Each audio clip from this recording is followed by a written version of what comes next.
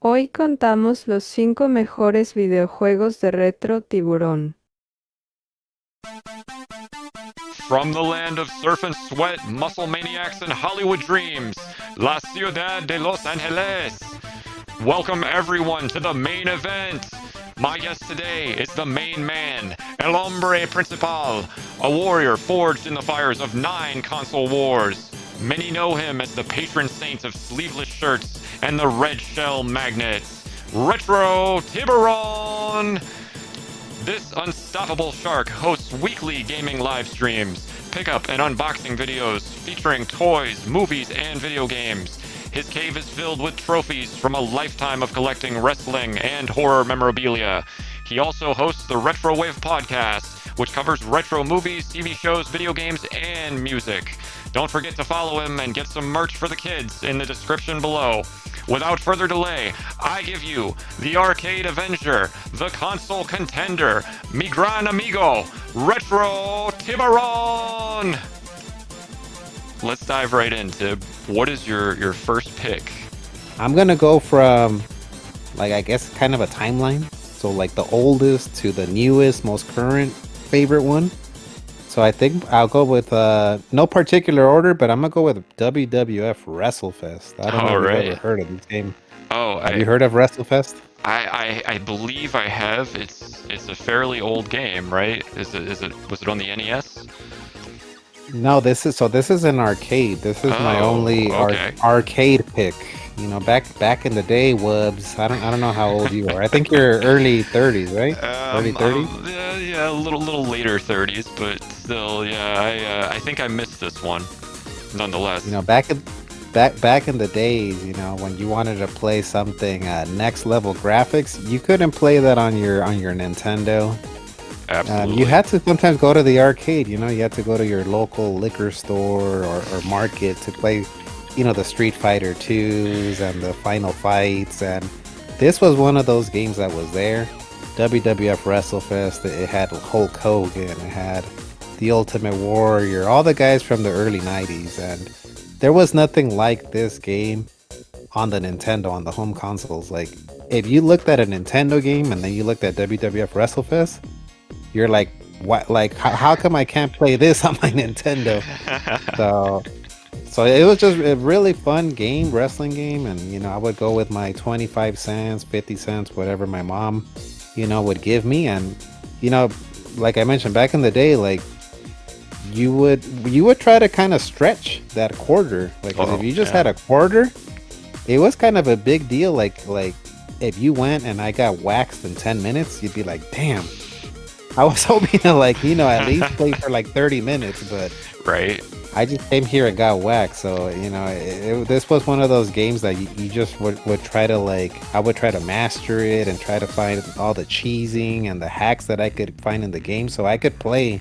I can stretch that quarter or 50 cents, but really fun wrestling game. I'm an old school wrestling fan, so I had to pick a wrestling game for my top 5. I was gonna be shocked if you didn't have a wrestling game because I know how much you love wrestling, and you collect the toys and the games, and you play the modern games as well, right?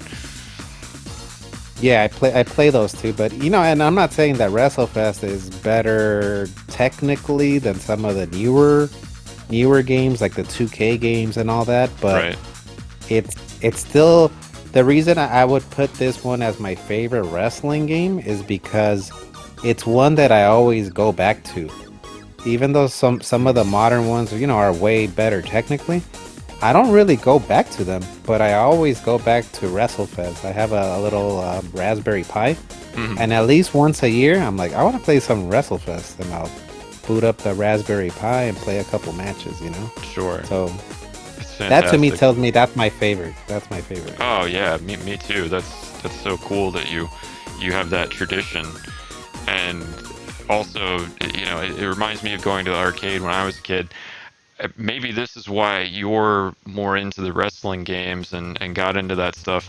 I struggled in the arcade, man. You were talking about making a quarter last 10 minutes. I'd have been lucky to last 30 seconds in a game like that. What were you playing? back Oh, in the day? I would play Street Fighter, and I'd play things like Final Fight and Pac-Man, and just depending on what the arcade had. But I was never really good, right? So arcades ate a lot of my quarters for a laughably small amount of game time, generally. So, Yeah, yeah. but because arcades are quarter munchers, and some arcades, not all arcade games are created equal. No. As far as quarter munching, I think WrestleFest is a little bit more fair. Like it's a little bit easier to get in there and get at least play more than 10 minutes. But Okay. the better you get at it, you can really stretch out that quarter. But I That's was good. like you when I used to play Street Fighter 2. And Mm. Street Fighter 2, people would come over and they would put their quarter in, and you'd hear that. Da, da, da, da, da, da. Here Yep. comes a new challenger. I would be like, ah, crap. I guess I'm done playing. I guess I'm leaving. Yeah, it was very rare. I actually beat a human at Street Fighter 2 in an arcade. I could play against the AI for a while and do okay generally, especially as I got better at the game. But if I had to go against a human, I was not going to be there very long, typically. But Yeah, uh, same here. I that's remember this kid beat me one time, and I think he waxed me so bad that he beat me, and then he kind of was like, "All right, kid, you can take over my control," and he left. wow. So he came. He beat. He beat I think you, he probably and he he had felt so petty. bad. He let me take over. Like he must have been my age, but he kind of like looked at me almost like, "It's all right, kid. Yep. Keep your chin up," Right. like an old grizzled veteran or something. Yeah, that's funny. Well, at least he was nice about it. Didn't rub it in your face. Yeah, yeah. He that kid wound up being like one of my friends from like I wound up meeting him like in sixth grade. This was Hmm. before I knew who he was, and I was like, oh, you always remember, when you're a kid, you always remember who's nice to you Sure. and who's mean to you. So I was like, oh, yeah, I like this. His name was Marlin. I was like, oh, I like this Marlin guy. Like Right. he whooped my ass, and then he let me continue playing on his quarter. That's so cool. I remember who's nice to me and who's mean to me as an adult. Yeah, oh, that that's true. that doesn't That is true. change. That's true. But I just feel sometimes when you're a kid and someone's like a prick to you, it's Hmm. almost, I feel like sometimes I never let it go because Oh I'm yeah. like I remember this uncle or this aunt when I was a kid how they treated me, and now they're trying to be all nice to me. You Mm-hmm. know? Right. Yep. Yeah. Absolutely. Well, that's cool though. So eventually you got pretty good at the game, and you could make that quarter last a little longer. I expect, right? Yeah, so this game has two modes. It has a Royal Rumble mode, which Royal Rumble pretty much is all the wrestlers in the ring at the same time. So it's like Okay. complete chaos, and you just have to throw people out of the ring.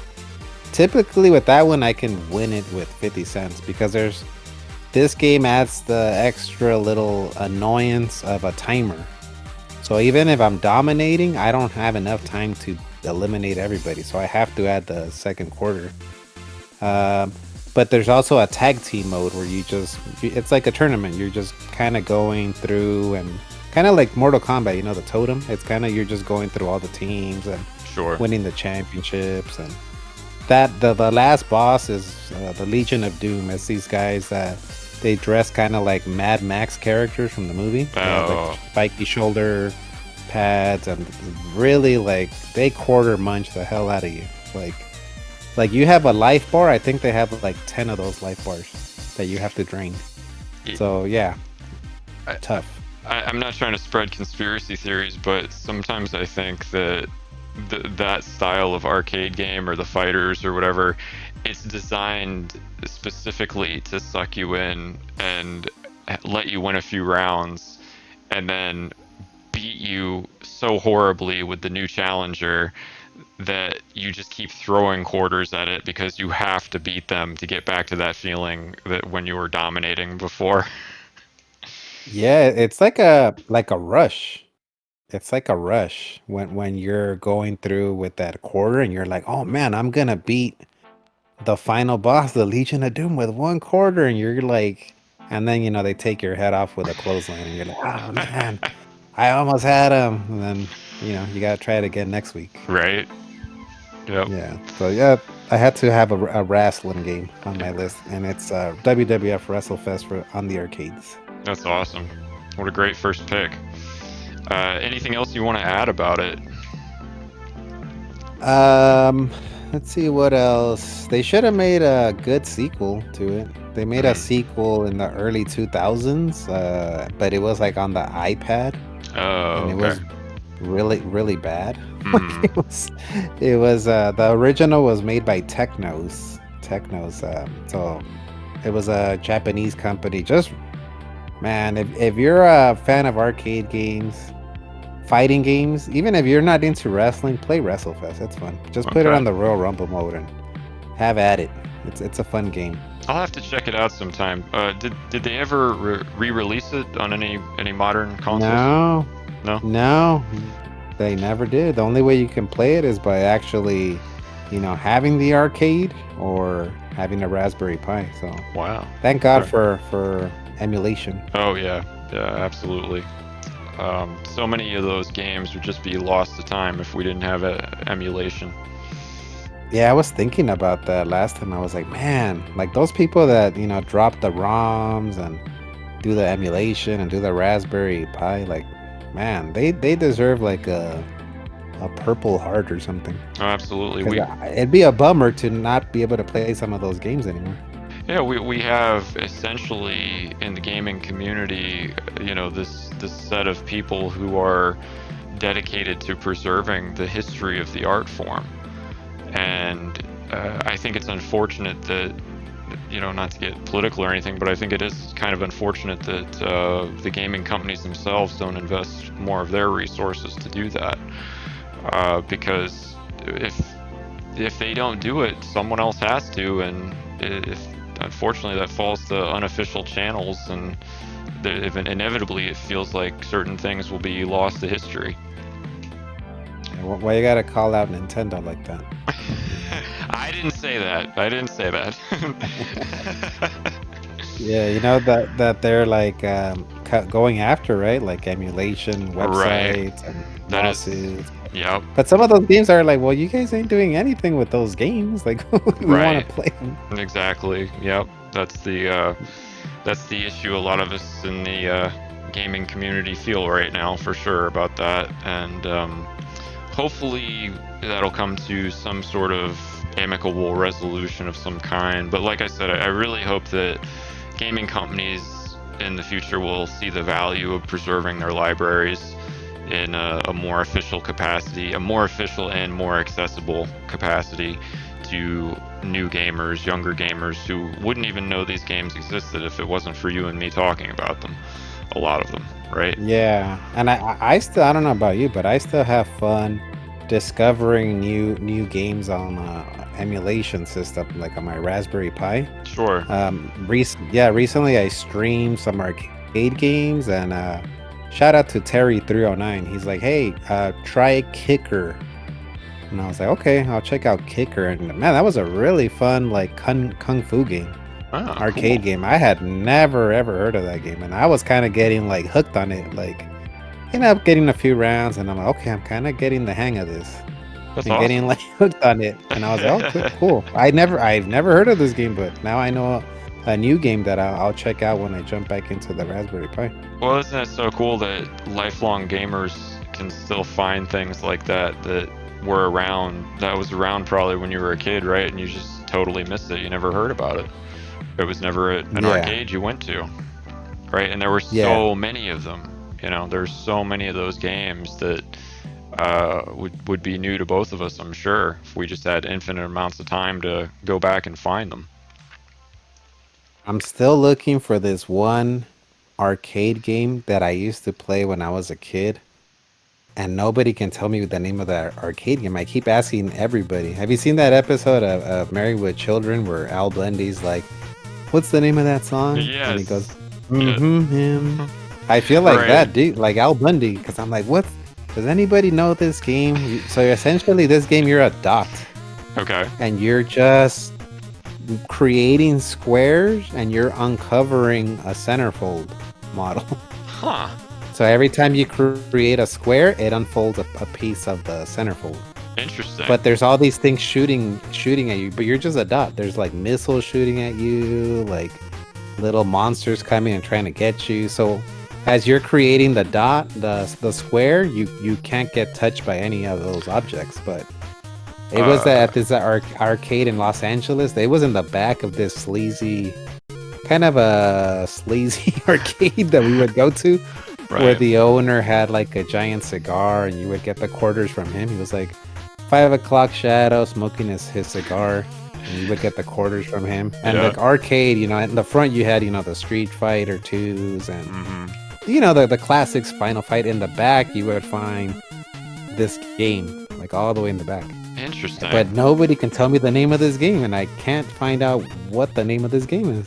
Okay, so this is not a modern game at all. This would have been around in the late 80s, early 90s. This must have like late 80s, early 90s. I played it when I was like a teenager, so this was like 94, 93 around there. Okay, well, I don't know what this game is, Tib, but if anybody listening has any idea what this game is, please comment below, and we'll reunite Tib with one of his long-lost favorites here.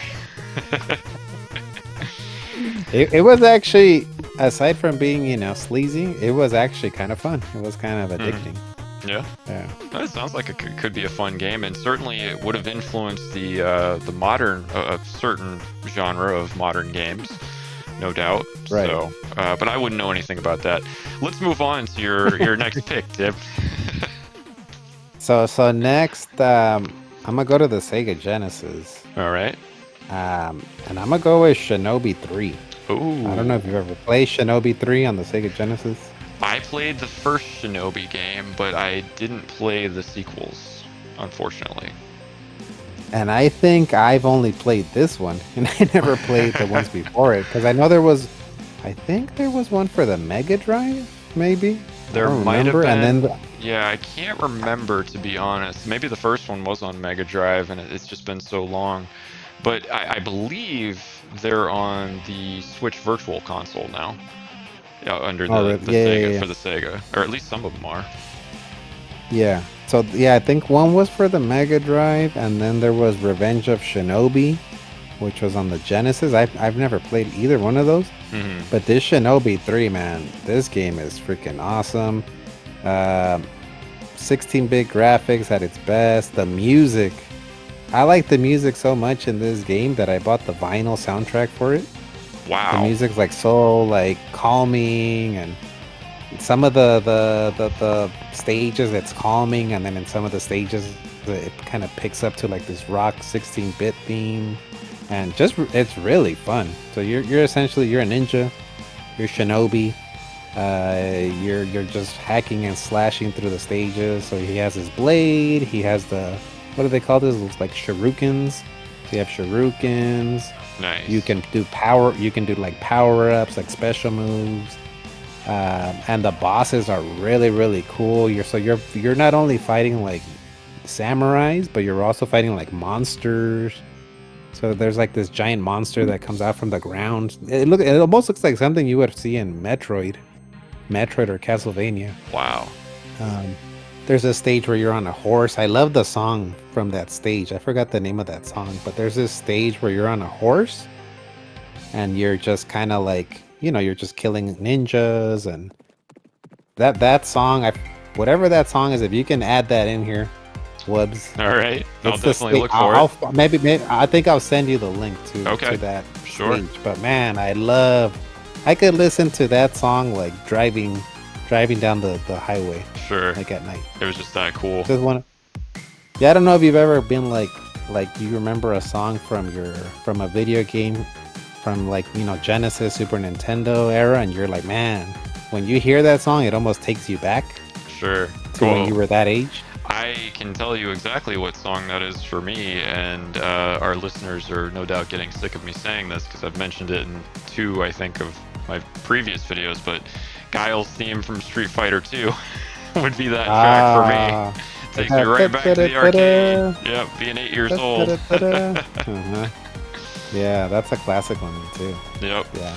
Well, I think it's awesome you got the vinyl soundtrack for the game. I think Happy Console Gamer did that as well. He got one of the vinyls for one of the Shinobi games in one of his more recent videos I watched, and I thought that was really cool. Yeah, yeah, I like collecting some vinyls for some of the video games I like. So I have that one. I have Streets of Rage 2 vinyl because the music in Streets of Rage 2 is freaking awesome. Oh yeah, it's great. I love the music in Streets of Rage 4, the new one. I thought its soundtrack was great as well. Yeah, that's another good one. But yeah, if you've never played Shinobi 3, it's a fun one. I don't really hear people like talk about it that much. I'm like, man, Shinobi 3, I feel kind of gets slept on as a 16-bit classic game. Yeah, it's true. I definitely feel like people talk about the Ninja Gaiden series more than they talk about Shinobi. So yeah.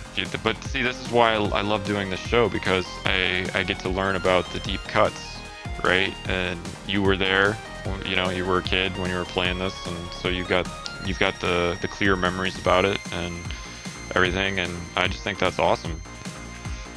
And you know the thing with the Sega Genesis too, if you remember, Sega Genesis was a little bit more gritty than the SNES. So in Shinobi 3, you see blood. Oh yeah, sure. When you slash a ninja, you see the blood, and yep. You know, you look at it now, it's not you know, the graphics aren't what they are now, the gore isn't what it is now, but back then you saw red blood and you're like, oh man, this is like the coolest thing ever. Like there's blood. I remember that in GoldenEye, right? When you played GoldenEye, like it wasn't even, you know, all that would happen was like the bodies that you shot would turn red wherever you shot them. But at the time, I was like, oh wow, it's so graphic, so violent. those polygon pointy bodies turning red. Yeah, and yeah, it was like back in the day we were not used to that, and for me, I was a teenager at that time, so you want something different. Like you don't want. I feel like at that age, I didn't want the little kid stuff anymore. Sure. I would kind of like wrongfully, I think, look at Nintendo and be like, oh, that's for babies. Like, right. Look at this Sega Genesis. It's black. The console's black, and you know, blood. They have blood in their games. Like, so much more raw and real. And now we're back to collecting Mario Switch games. Yeah, right? Like obsessively. Like I gotta have every one of them. I gotta have all the Mario games. Yeah. Now I'm like, hey man, Mario's awesome. I love Mario. Right. It's funny how things go full circle. Yeah, but that's I would recommend it since you've never played it, and if you like kind of it's kind of like a platformer hack and slash ninja action game, but it's really fun. No, I will definitely check that series out again. I never beat the first one. I just played it. I don't even remember where I played it when I was a kid, but one of my friends had it, and I enjoyed it. Another series I really loved was the Tenchu Stealth Assassin series that came out on PlayStation later. So the ninja video games I feel like are just awesome, and it's interesting how we have some, but it's not a genre that's really been oversaturated at all, I'd say. Don't you think? Because it feels like back in the 90s, ninjas were in. Like being a ninja. Well, we had the ninja movies, we had the Ninja Turtles and what was it? The Three Ninjas. Was that the series? Yeah, with the kids? Three Ninjas. Yeah.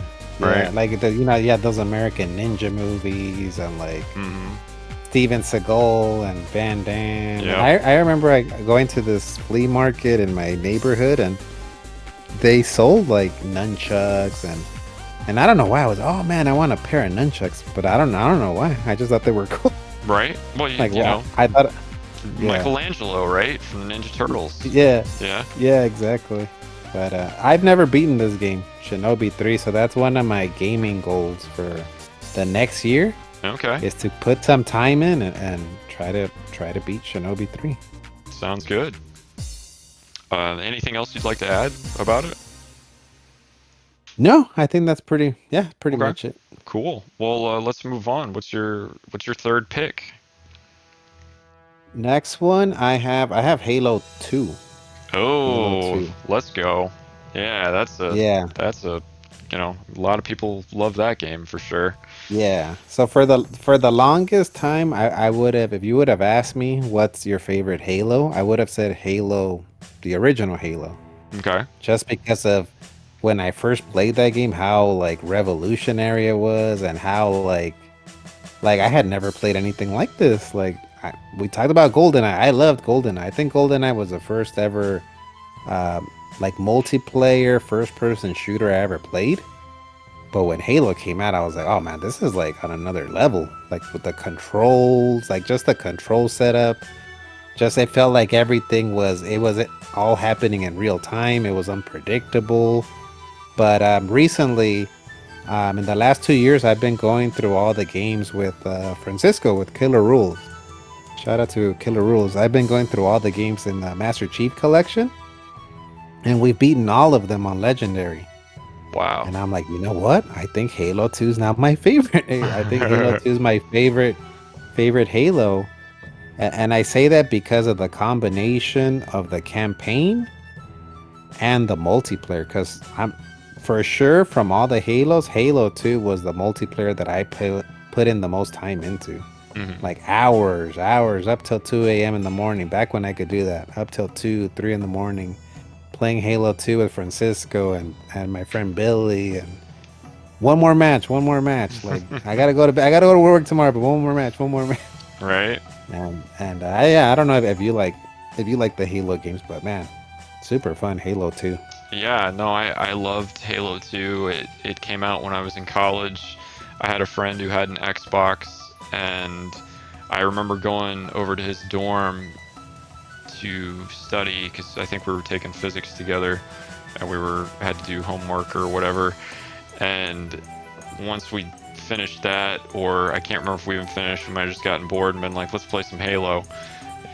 He put Halo on, and it's time melted away. It was so much fun. I hadn't played it before, and I hadn't really been gaming a lot at that point because I've been so busy in school.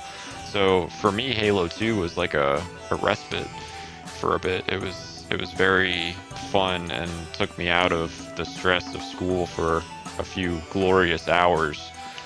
And I loved the series immediately after that. I was totally hooked. And Yeah. that same day, we watched Saw on his Xbox. Like that was the first. I hadn't seen Saw yet, and it was kind of a new movie at the time. So I have So you got your that you got your memory as mind well. blown.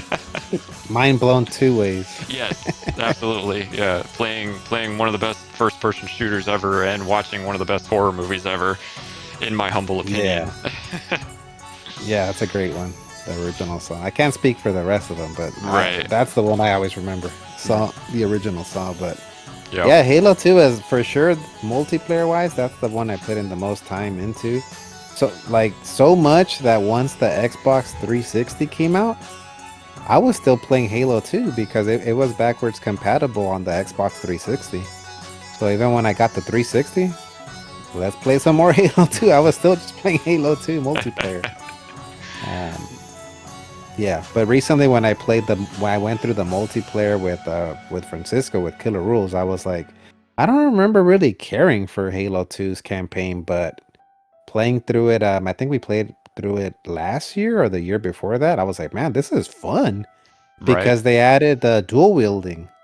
Um, Oh. Halo Halo 1 didn't have the dual wielding. Halo 2 added the you could hold Right. like two needlers. There's nothing more satisfying than holding two needlers and just pumping all those needlers into like a grunt Yep. and seeing them explode.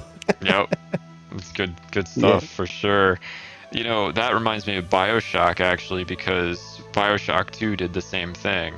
You could only use one weapon. Either it was one of the regular weapons, like a gun or an axe or Mhm. something, or you could use the power-ups, those injectables that gave you basically Yeah. superpowers. But in Bioshock 2, you could use both at the same time. So they sort of copied the Halo series there from 1 to 2, Hey, copy from the best. Why not? right? Yeah. And I'm kind of bummed out that they never brought that back. The dual wielding. I think it was in Halo 3 And then after that, I think it might have been gone. Maybe it wasn't another Halo. But Mm-hmm. then after that, the whole time I'm playing through these games with Francisco, and now Billy has joined us and Retro Ryan. I'm Nice. like, man, bring back the dual wielding. That was so fun. Bring back the dual wielding. Right. Yeah, I wonder why Yeah, they got rid of it. now I feel. Yeah, I don't know why. Now I feel like talking about copying from the best. Now we were talking about this last week when I streamed with Ryan and Billy and Francisco. We were talking about like Billy brought up this feels like Call of Duty, and I'm like, yeah, I think that's what Halo did. They Oh. looked at 343, looked at Call of Duty, and was like, well, check out these guys. These guys are the new big dog in town. Let's just copy how Mm-hmm. their gameplay is, where it's like the multiplayer does feel like Call of Duty. It feels like quicker. Like Mm-hmm. you die, you come back right away. You die, you come back right away. So I kind of do feel like they copied from Call of Duty. I think that's unfortunate personally because Halo didn't need to do that, right? Yeah, They I had agree. a very fun, entertaining engine and system that they had built in that game. It didn't really need to go that way. I think the series would have been just as successful if they had, maybe even more successful, if they'd kind of stuck with what they had at the beginning, and it's particularly the dual wielding stuff that Call of Duty never had, to my knowledge. Yeah, I don't know if they did, but yeah, I don't know if it had to do once Bungie was gone and then 343 took over. I Mm-hmm. don't know if that's what happened, and they were Mm-hmm. like, well, Call of Duty's the new top dog, so let's just do what they're doing. I don't know if that's what it was, but It could have yeah, been. it's a little sad because, like you said, back in the day, Halo didn't need to copy anybody. Like Right? people were copying Halo. Yeah. Yeah, absolutely. And how many Halos have there been here? And you're picking two as your favorite, one of your favorite games ever. So they clearly hit on something really great with that game that Yeah, they didn't really need to change. But yeah, exactly. they're always trying to innovate and try new things, and I do appreciate that as a gamer as well. As certainly we've benefited from companies taking major risks on changing their games over the years, no doubt. So no disrespect intended. Um, Yeah, exactly. yeah, but And what a cool pick, Tib. Anything else you'd like to add about it? well, I just wanted to add, like, you can kind of see kind of the evolution in gaming too. Like the first two picks, right? You would have to go to the arcade, Yep. Shinobi, single player game. But then Halo 2 that's when, Xbox Live kind of became a thing, and, you started playing with your friends online. And Right. when that was a new thing, it was like, what? Like, we can play online and you don't have to be over here. Now I kind of sometimes I feel like that's kind of been lost. Hmm. Like it's kind of almost I don't know if it's a bad thing, but sometimes when like a friend comes over to play with me here, like, oh man, this is kind of cool. Like to have someone here with you and like like Yep. talk some trash or crack some jokes with each other, or it's some of that's been lost. I feel. I agree, and I I miss the old days a lot when people would get together physically to play games. I do think that there's a certain part of gaming culture that's been largely forgotten because that's not the norm anymore. But at the same time, I'm very happy that the technology evolved the way it did, because otherwise I wouldn't have met you or any of the other Yeah, friends that you've mentioned tonight. I wouldn't know any of you guys. We all live in different states. that's So, true. we might have met online in a forum or something, but it's we certainly wouldn't be having interviews on YouTube like this and playing games Yeah. together online if not for that technological evolution. So, No, you're right. yeah. There's pros and there's cons, pros and cons. Yeah, for sure.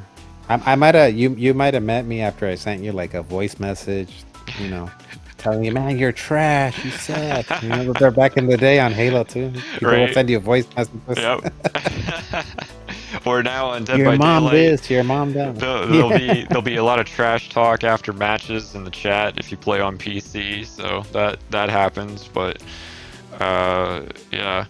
So yeah, you could meet people that way, I guess. I would feel like, man, you don't even know me. He doesn't even know my mom. How Right? does he know all these things about her How that he's did you saying know my about mom was fat? How did you know? Is there a camera here? Like, Yeah. Yep, yep. But see, that's one of the things that I'm like, that I wish some of these online people that are, toxic could experience, hmm sitting next to somebody and telling them to their face what you're sending in these messages, voice messages. right. Say that to somebody's face and then hmm see what happens. Right. Yep.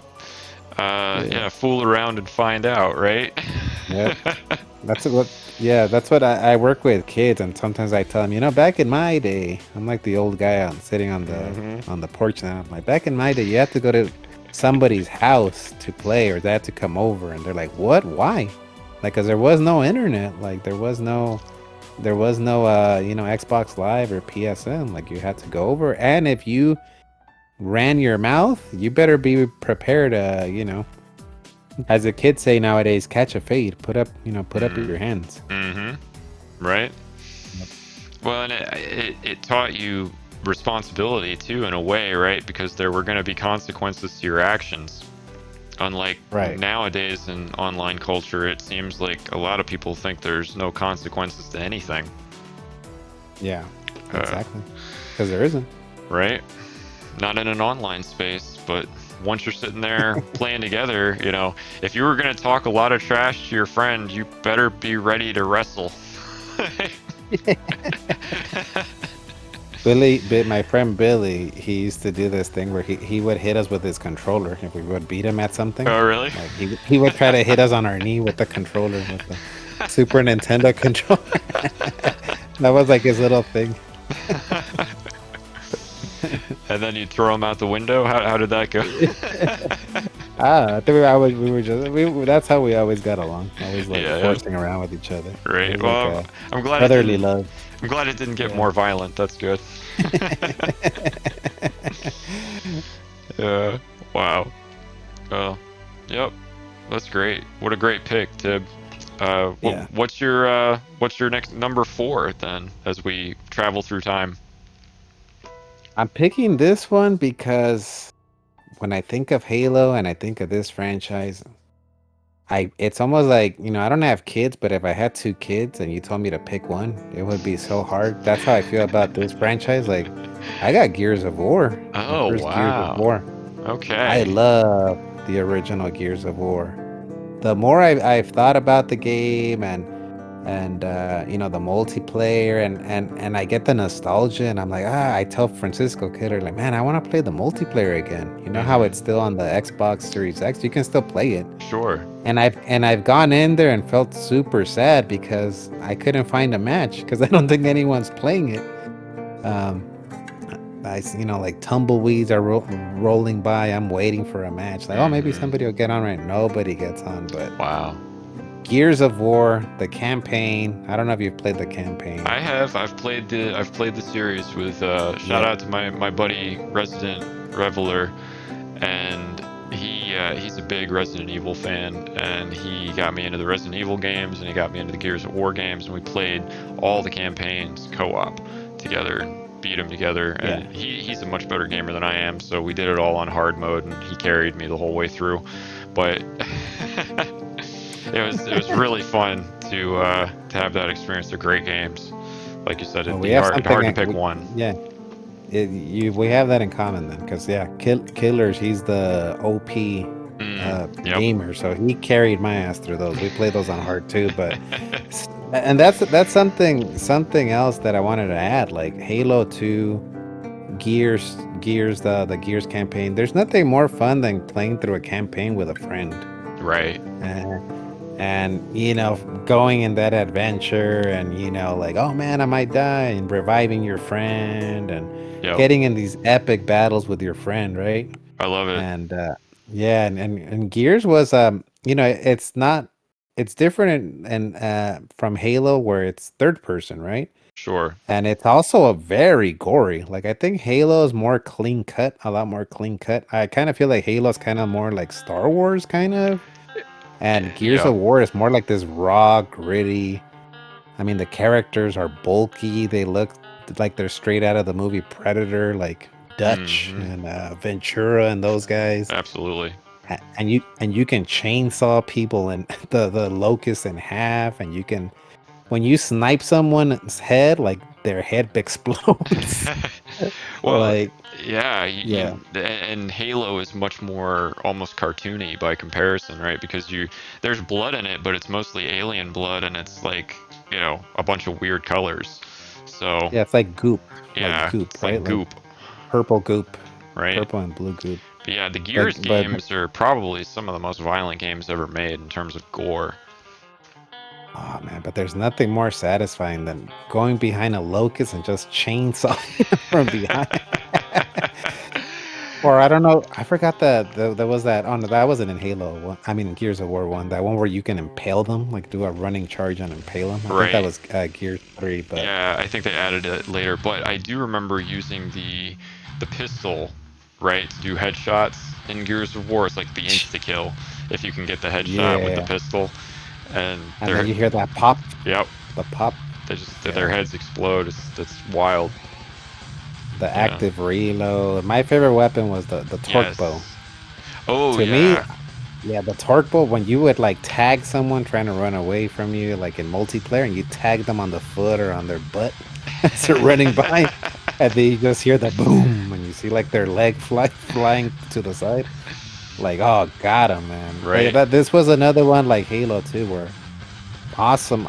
This one I loved the campaign. This might still be my favorite campaign out of the Gears, at least the most memorable one. Mhm. But as far as the multiplayer, another one up till 2 a.m., Sure. 3 a.m., just over and over playing another match and another match. And sometimes it would like create tension between some of the friends we had at the time, because we would play against each other sometimes, like private matches, and Right. we would get salty sometimes, like because someone was like taking you to the woodshed Right. sometimes.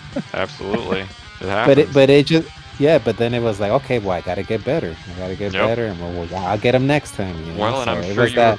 they'd say get good, bro, right? Oh. Yeah, yeah, yeah, get good. Don't But then whine about it. when you would get them with like a torque bow or a curb stomp or something, then you'd be like, all right, and you give them the old right there, Fred. Right? Yeah, so I love it. Yeah, that's another thing that this one had like the fate. I guess it wasn't a fatality, but you would finish off the character, right? With Sure. like you would bludgeon them with a weapon. It was like very creative too.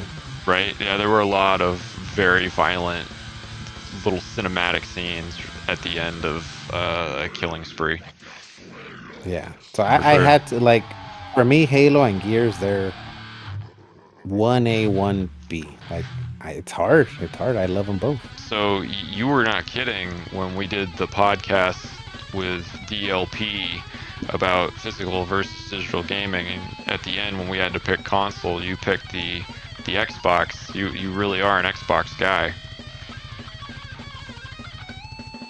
I'm an Xbox guy through and through. Like, I think for a long time I was like a fanboy, and I would like trash, like the other systems like Nintendo and even PlayStation once I became an Xbox guy. But now I'm like, man, I'm old already. Like, I want to play Spider-Man 2 also, and I want to play Mario Odyssey. So now I show Right? them all love, but at heart, at the core, I think I am more of a Xbox guy, Xbox Sure. fanboy. Well, I think that's awesome because I think of the three, Xbox gets the least love. And I kind of think It that's does. unfortunate because there are these fantastic exclusives. The Halo series and the Gears series, they're both just top tier, excellent Yeah. franchises. And also, Game Pass is this amazing thing that Xbox has. They've absolutely pioneered gaming on demand. And with that service, now everybody's copying them, and uh, not surprisingly, but I still really appreciate that Xbox was the first one to develop that and provide that to the public. I, I will I will say that being an Xbox guy has its benefits. It's cheaper Oh to yeah, buy Xbox games. It's a lot cheaper. So Yep. you guys making you Sony ponies and Nintendo fanboys making fun of us. We get our games a lot cheaper. Try getting a cheap Nintendo game at a GameStop. Yeah, any Nintendo Switch game you actually want to play is going to be 20, 30 bucks used probably at best. Yep. So You're I gonna, can't you're gonna tell have, you you're gonna I have, can't tell you how many Xbox games I've bought for $5 that were absolute bangers. they're like So, practically giving them away, those yep, Xbox games. yep. Yeah. With Nintendo, you'll be lucky to get like freaking what is it, JoJo Siwa World Tour on the Switch for like $15. That's what you're gonna have to settle for. Right? Yep. I love the Or Switch Race too, with though. Ryan. I love the Switch too. I love the PlayStation. I have all of them, so I'm not a hater at all. But the Xbox certainly does have its niche carved out. Yeah. Yeah. I love them all. Like I said, I have them all too, and I've grown to love Nintendo. I got away from Nintendo for a long time, but now with the Switch, I'm like, oh man, the Switch is awesome, and I love some of the games on there. Yep. Now I'm like, what? Well, why am I restricting myself? I'm missing out on some games if I'm just gonna be like, oh no, I can't play that because it's on a Nintendo and that's for babies. Like I'm only missing out by doing that. Absolutely. Why cost yourself those experiences? They all have something unique to offer, for sure. Right. And Except for the Wii. I don't fuck with the Wii. I know you didn't like the Wii because you said you didn't want to feel like you had to exercise, right, while you were gaming. Yeah, exactly. A Hey, sentiment. can you give me a second? Is it my dog wants to leave my room? Can Oh I just yeah, let him out? sure. Because he's Go like ahead. crying. Hold on. Right. Let me take a quick look. I'll be Yeah, right I'll back. pause. I'm- Okay, and we're back. So, Gears of War, great series, absolutely. You're the first person to pick one, and I think that I'm really glad that you were here being an Xbox guy because you're one of the only Xbox guys I know. So it's great that both Halo and Gears got some love on this show. gotta represent, man. Yep. Gotta show some love to the Xbox because nobody else does. Right? No, absolutely. It's true, man. It's absolutely true. So, anything else you'd like to add about Gears before we hear about your last pick? No. Just I hope they make a sequel soon. Hopefully, we get a new one. Right? Yeah, I'm hoping. I hope we get a new series, new Gears and a new Halo at some point. For Yes, sure. exactly. So, anyway, yeah. So that brings us to your last pick. What is I can't imagine what it's gonna be. You've already picked some amazing games. So what's your? You actually brought it up. I brought it You up. actually brought it up. Really? You brought it up. Oh, okay. Yeah. In Well, this episode, we've talked it was about a lot of Bioshock. games, so. It was Bioshock. Bioshock. That's my- Oh wow. Okay. Wow. This is awesome. I love The that game. original Bioshock. Yes. I love. I still remember the first time I played that game, and just the mystique, the how mysterious it was, how the game kind of sucks you in with the story, and you're listening to this person talk to you and kind of guide you. Yep. Would you kindly tell us a little bit about it? Yeah, so you don't mind me spoiling it? Oh well, no, I don't think you have to worry about spoiling it. It did come out 20 plus years. Well, not quite 20 years ago, but yeah, I'm pretty sure everybody knows the story by now. So I wouldn't worry about that. If you'd like to get into it, but you don't have to spoil it if you don't want to. Yeah, no, just I brought up Halo and Gears. They're both shooters, different type of shooters, but this was another. It was a shooter. It was also a shooter, but like you mentioned earlier, you also had like abilities. So you could, with one hand, you would shoot. With the other one, you could do like electricity. You can electrocute like the water, or you Yep. could. I think you had like telekinesis, right? You could grab stuff and throw it Mhm. at the enemies, and Yep. but I remember just the story like kind of sucking me in. You go to this underwater world and you're like, what's happening here?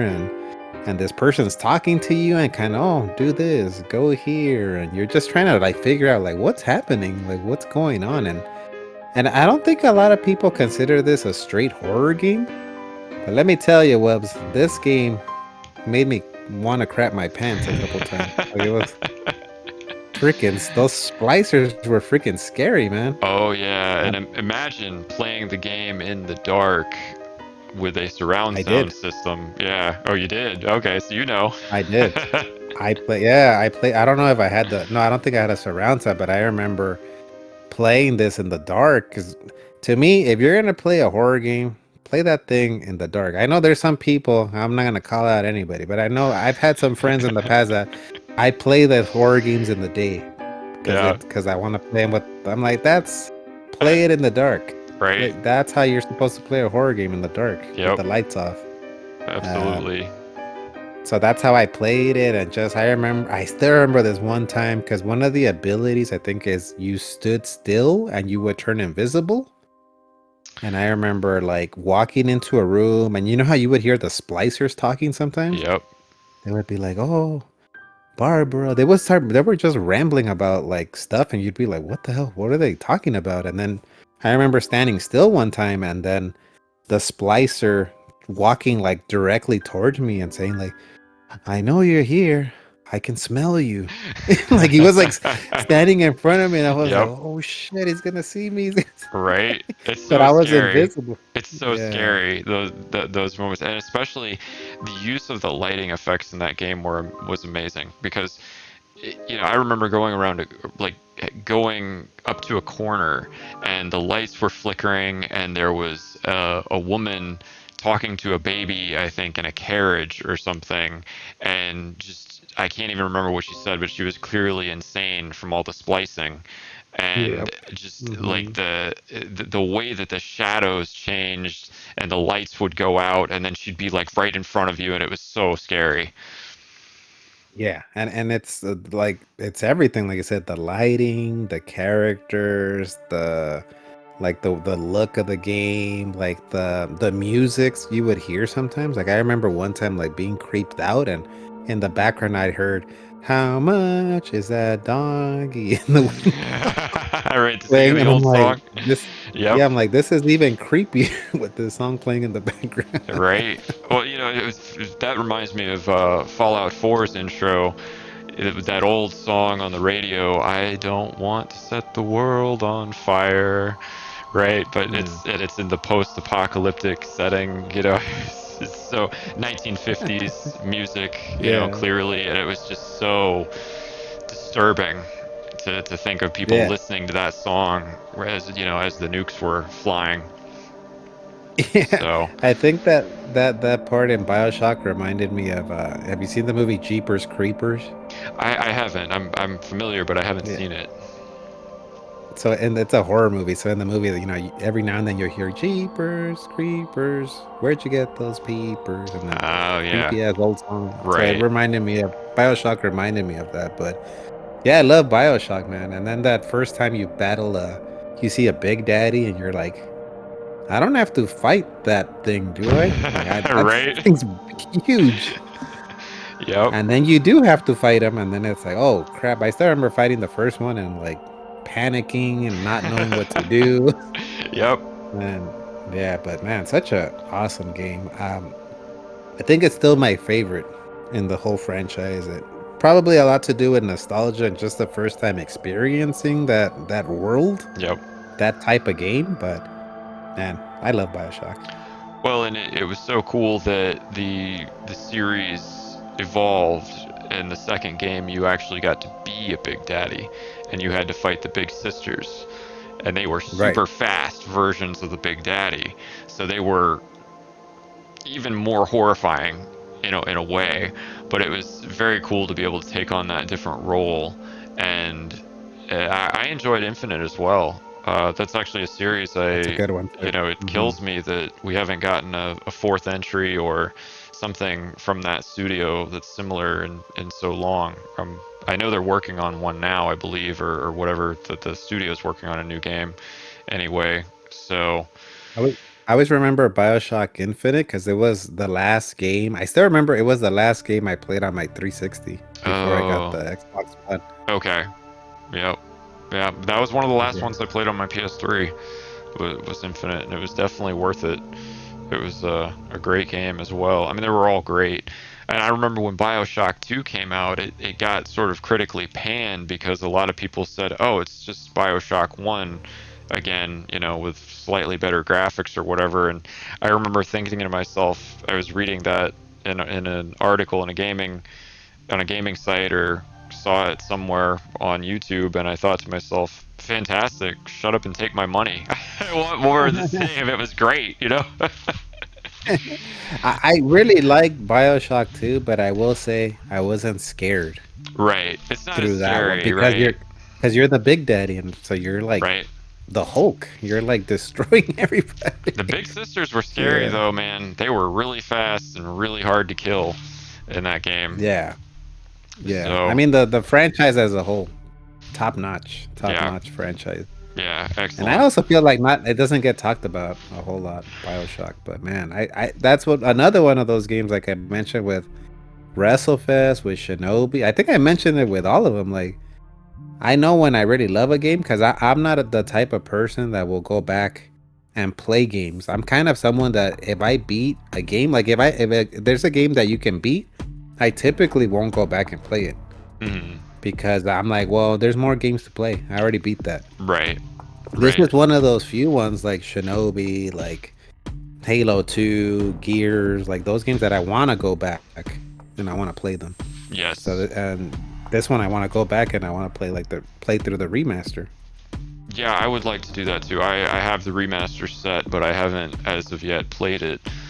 And I would definitely like to take some time to play all of them again, really, because they were all so good at the time. And that's another Yeah. one too that when it came out, it was just so different from everything else that had happened to that point in first-person shooters. I mean, we had already had Half-Life 2 and the first Portal Hmm. game, and they were certainly unique, pushing the boundaries of things. Bioshock did something else though. It pushed the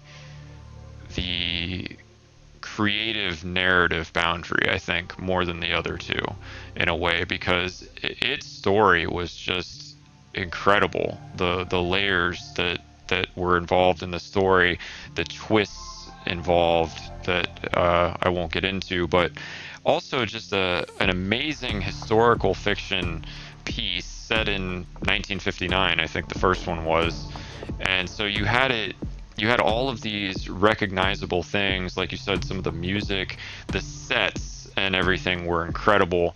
It really looked like it was an underwater city built in the 50s, and that is just an amazing achievement from for a design artist from my perspective that I think also makes it one of my favorite games too. And just the level of detail and care that it was obviously taken to develop that world is just second to none, I think. Yeah, it might have been one of the first games, or maybe the first game I ever played too, that had kind of that. Maybe one of the first ones. I think Dead Space did it first, but where you could kind of level up like Hmm. your abilities and stuff. Right, You in could a level shooting up your game, ability. right? Yeah, Yeah, right. That was not a normal thing for a shooting game at the time, to have that sort of RPG element of you can gain levels and you can level up your powers and unlock new things. That was kind of a new thing for shooters. and you had to because you were like, oh man, these big daddies are rough. So Yep. you're like, no, I need to level up this ability, like the Right. telekinesis or the electricity, because the big daddies were no joke. You had And to throw everything plus the kitchen sink at them to absolutely, defeat them. and you had to be very careful about what you spent your ability points on, because if you got the wrong thing, it was going to be harder than it already was by a lot. Like you really had to focus on getting the right kind of distribution of power for your abilities, because the game was really hard. It It just was. just at like just base difficulty was really tough, especially fighting the big daddies. And so, like, this is the other thing about it: ammo was low. Like, I don't remember a point going through that game where I was like, oh yeah, I've got plenty of ammo. I don't have to worry about ammo. No, the whole time through, I had to monitor ammo, make sure I was finding enough ammo to make it through the bosses to the next sections, things like that. Yeah, Um, so that in and of itself created a level of tension that most shooters just never did, or they didn't do at that point. Usually in most shooting games, you had plenty of ammo. That was never really a problem. You didn't really have to monitor it that much. But in Bioshock, you absolutely did, because you could run out of ammo, and if you did, you were gonna die for sure. yeah, a lot of scavenging. I do remember that now. You had to go look through the registers and look under the cupboards and a lot of scavenging. Yep. While you hear like a big daddy in the background going, "Ooh," like walking really slowly, like God damn it. Well, and the other thing that happened there was, along with ammo running low, you could go through the game in stealth mode. There were ways you could hack the sentry bots, and you could take them down. You could disable the cameras and things like that, and you would be okay, or you wouldn't trigger alarms and stuff, and you just have to deal with the local splicers. But if you triggered those alarms, or the bots saw you, then a bunch of splicers would show up from other places, and you'd have to fight way more. And the waves would just keep coming until you could get the alarms shut off. So that Yeah. also created this big tension thing. Like, you might have had enough supplies to make it through that section if you weren't seen or heard and you did stealth kills, but if anybody heard you and sounded the alarm, you were gonna die. Yeah. Yeah, it was very, very tense. Like I just remember being very tense while playing that game, and because at that time I lived alone. I was still a bachelor, so I remember living alone, playing in the Mm. dark in my Mm-hmm. little apartment, and being like, at least now, like if I get scared, maybe I won't tell my wife I'm scared, but I'll walk, hey, what you doing? But back then it was like lived alone. Right, there was no one you could talk to right away, right? And it's funny you Yeah. mentioned that, because I was playing that in the dark in my apartment, with the surround sound. Like I said, the surround sound added another level of terror, I have to say. Certainly sneaking through Rapture in the dark.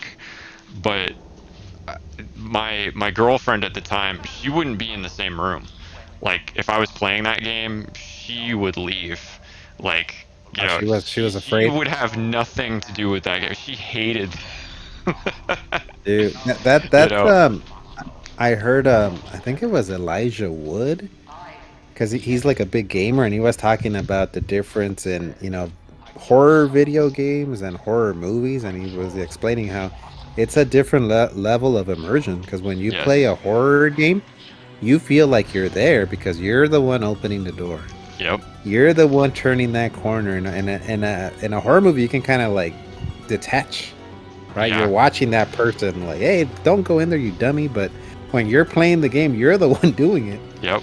It's way scarier, in my opinion, because I can watch a horror movie and it can become a comedy to me, right? Because I'm looking at how it's being filmed, the effects they're using.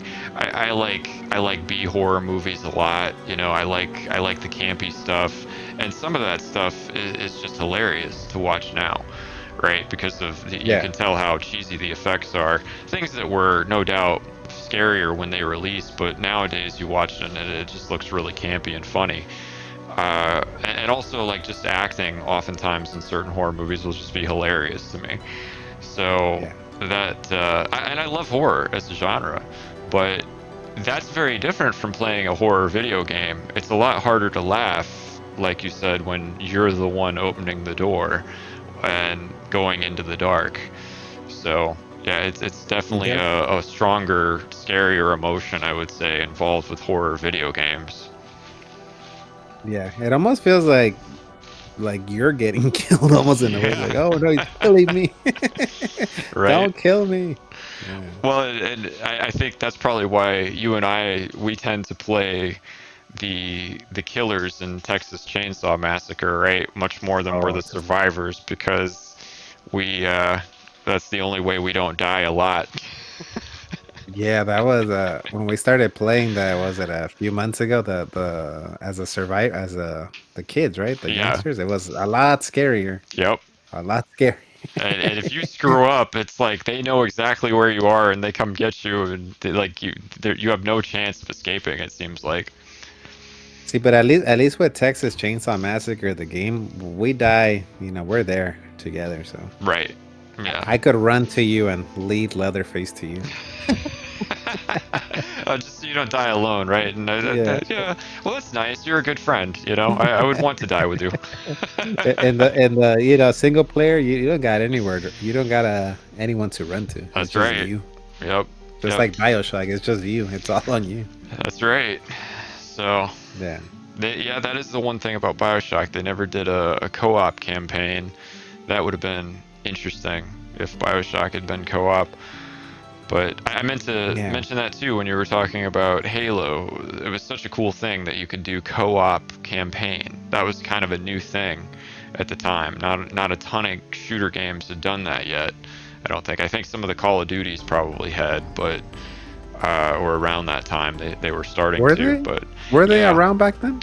you could do co-op. I remember specifically you could do a co-op campaign on Call of Duty World at War, the World War Oh, II okay. one from 2008, and I only know that because it's my favorite Call of Duty game, and I played it with a buddy. We did the whole campaign many years later, and it was great.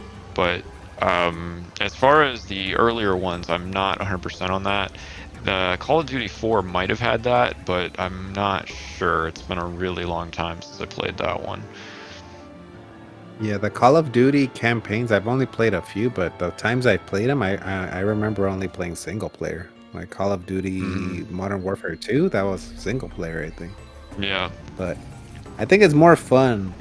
Games can be a lot more fun when you play co-op. But definitely. but like for Bioshock, I don't know. I don't know how good it would be co-op because I remember I don't know if you've played the Dead Space games, but I love Dead Space 1 and 2.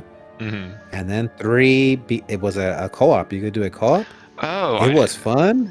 okay. It was fun, but not scary because Yep. you're two. Because you Two got of your you and you can friend, just right? Yeah. destroy all the necromorphs. Hmm. Yeah. We were I even laughing during the game. I could Yeah. see that though, and that's probably why they didn't do it for Bioshock, because it would break your immersion, and you wouldn't be as scared opening the door into the dark if you got a buddy by your side. So it would That's totally change the experience. yeah. So Yeah. one more thing I'll say about Bioshock, uh, from another perspective entirely.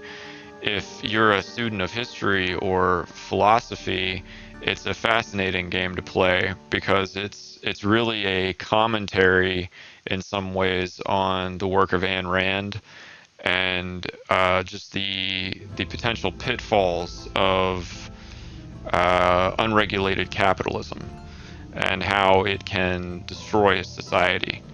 So just again, not to get too political, I'm not trying to make any statement there, but the game is a fascinating look at philosophy and politics if you are Yeah. interested in those Hmm. things. Yeah, like you mentioned Rapture, when you go to the Rapture, it was like this place it was the place to be, and Yep. it was once a happy place, and then when I was playing the game, I was like, what happened to this place? Like, why is everybody crazy here? Then you find out, You what find out happened. really quick. Yeah, and another thing I wanted to mention about why I love Bioshock, it's rare when a game kind of gets me in the feels. It's pretty rare, but the Sure. ending of this one got me a little bit in the feels, a little bit. Oh, I'm not a absolutely. big crier, but a little knot in the throat. Right. So I have to ask, Tib, did you save the little sisters I or did you I saved harvest them. them? Okay. Yeah. I saved all of them. Right. Okay. There you go. Well, then no wonder you That's got why it it in the got me. feels. I'm guessing you did the opposite. No, I actually saved him too. I know you'd never believe that to have known me, but I yeah, forgot who told me they drained all their energy. I don't know if it was probably Francisco or probably someone else, Francisco. That sounds like something he did. but yeah. uh, But very few games will like, hey man, this one made me feel a little choked up a little bit. But this Yep, was one of them. Yeah, that ending. absolutely. Its Yeah, ending was really impactful for sure. yeah. But Wow. that's Bioshock. You guys got to play it if you've never played it. Yeah, I have to agree. It's definitely a must-play game for sure. So, Yep. did we miss anything? Anything you'd like to add about BioShock or in any of the other games? No, I mean those. I like I said, they were kind of. I kind of just went based off of past podcast episodes I've done on my podcast, the Right? Retrowave. I was like, well, if it Sure. was the top one, then I'll pluck it from there. I think the only one I haven't done an episode for is Sega Genesis. So Okay. that's, for those listening and you listen to my podcast, then you got the spoiler. That's probably going to be number one. Wow. Shinobi 3. Yep. Wow.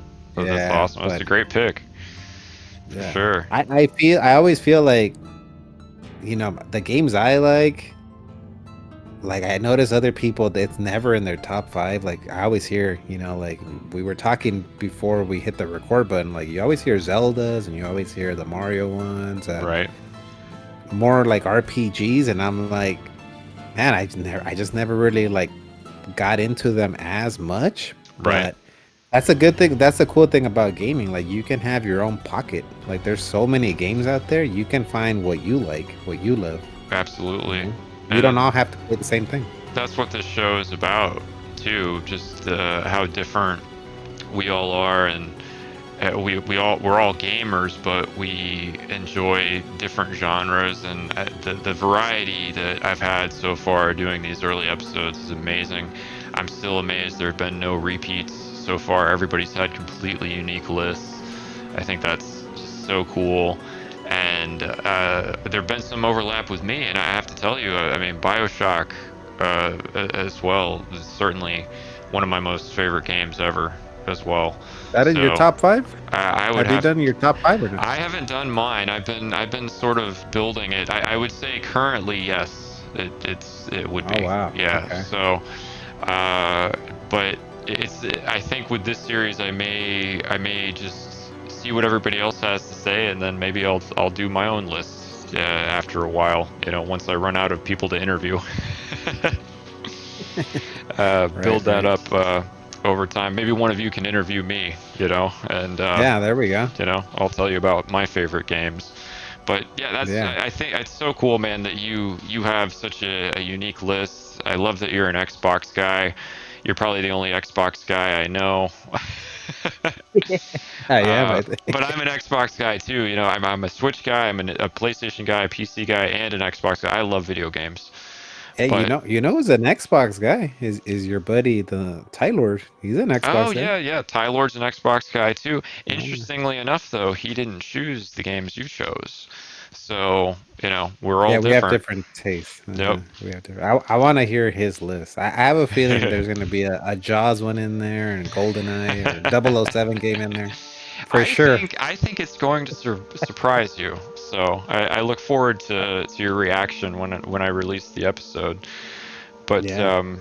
anyway, Tib, I want to thank you so much for doing this, for being on the show, and sharing your stories and your unique games with us, and also for all of the work you do with your own channel, and just being a great friend, and all of the great times we've had playing Texas Chainsaw Massacre, Dead by Daylight, and Mario Kart of all things. I think it's an interesting mix of games we play. Yeah, I think we uh, brought that up one, huh? We were like from Texas Chainsaw to like shooting red shells at each other. right? Yep. But you can tell we're gamers, right? We going from those two things, and we love horror movies and Mario, so it makes Yeah. sense. But yeah, it's so great that you could be on and do this list with me. It's again, it's so cool. Everybody's got totally different things, and yet you were one person where I was thinking like, huh, I wonder if we'll have anything in common for like favorites. And you surprised me right there at the end with Bioshock. I was like, wow, that's cool. Yeah, when you brought it up, I was like, oh man, okay, he likes it too then. Yep. Anything else you'd like to add, Tib, before we end the episode? And just have fun, you know? Like, I know sometimes we, as grown adults, we get looked down on for still playing video games, still playing our games, but who cares what other people think, man? Right? Like, have fun. Enjoy yourself. Absolutely. Great advice. And do what makes you happy. play what you want to play. And don't worry about what anybody else thinks. So, and if you get a little time, check out some of the games we talked about today. They're all great.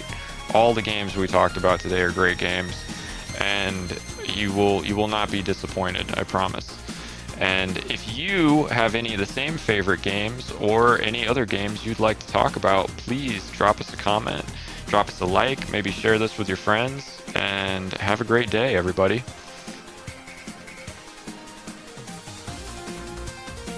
Thank you for watching the show. If you made it this far, please like, subscribe, and share with your friends. Let us know what you thought in the comments below, and let us know if you would like to be the next guest on My Top 5.